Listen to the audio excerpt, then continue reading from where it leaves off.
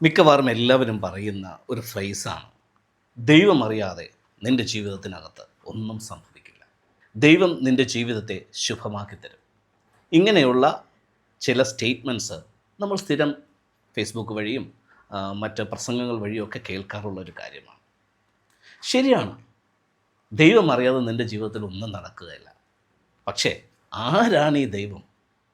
ഈ പ്രപഞ്ചത്തിൽ നോക്കിക്കഴിഞ്ഞു കഴിഞ്ഞാൽ ഏകദേശം 830 കോടിയിലധികം മനുഷ്യർ ജീവിച്ചിരിപ്പുണ്ടെന്നാണ് കണക്ക്.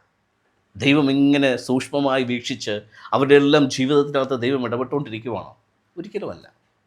അങ്ങനെയാണെങ്കിൽ ദൈവത്തെക്കുറിച്ച് മതങ്ങൾ പറയുന്ന ആട്രിബ്യൂട്ട്സ് അനുസരിച്ച് ഒരു മനുഷ്യൻ്റെ ജീവിതത്തിനകത്തും കഷ്ടങ്ങളോ ദുരിതങ്ങളോ സങ്കടമോ പ്രയാസമോ ഒന്നും ഉണ്ടാകാൻ പാടില്ല. ദൈവമാണ് വീക്ഷിച്ചു കൊണ്ടിരിക്കുന്നത് എങ്കിൽ. ശരിക്കും ഈ പറഞ്ഞ വാക്യം സത്യമാണെങ്കിലും ആ ദൈവം ആരാ?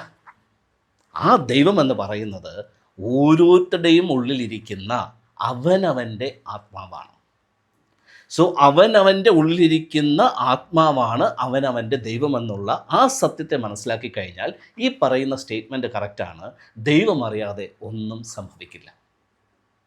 ഇനി അതിനോട് അനുബന്ധമായി ദൈവമെല്ലാം നിൻ്റെ ജീവിതത്തിൽ ശുഭമാക്കി തരും എന്ന് പറയുന്ന ആ ഫേസും ഇത് സത്യമാണ്. പക്ഷേ നമ്മുടെ ആത്മാവ് എപ്പോഴും നമ്മൾ ശുഭമായിരിക്കണം എന്നുള്ള ആഗ്രഹത്തിൽ തന്നെയാണ്. എന്നാൽ നമ്മുടെ മനസ്സ്, നമ്മുടെ ആത്മാവ് പറയുന്ന, നമ്മുടെ ഉള്ളിലെ ദൈവിക ഭാവം പറയുന്ന കാര്യങ്ങളെ മനസ്സിലാക്കാനോ ഗ്രഹിക്കാനോ അനുസരിക്കുവാനോ പ്രാപ്തമായിട്ടില്ല എന്നുള്ളതാണ് സത്യം. പ്രാപ്തമായിരുന്നു എങ്കിൽ നമ്മുടെ ഉള്ളിലിരുന്ന് ആ ദൈവം പറയുന്നത്, നമ്മുടെ ആത്മാവ് പറയുന്നത് നമുക്ക് മനസ്സിലാക്കാനും അതനുസരിച്ച് ജീവിക്കുവാനും പറ്റുമായിരുന്നു. 99% ആൾക്കാരുടെ ജീവിതത്തിനകത്തും സംഭവിക്കുന്നത് നമ്മുടെ മനസ്സ്, നമ്മുടെ ബുദ്ധി, നമ്മുടെ യുക്തി, അത് മുന്നോട്ടെടുക്കുന്ന തീരുമാനം, അതിനെ അനുസരിച്ചാണ് നമ്മുടെ പ്രവൃത്തികൾ മുഴുവൻ.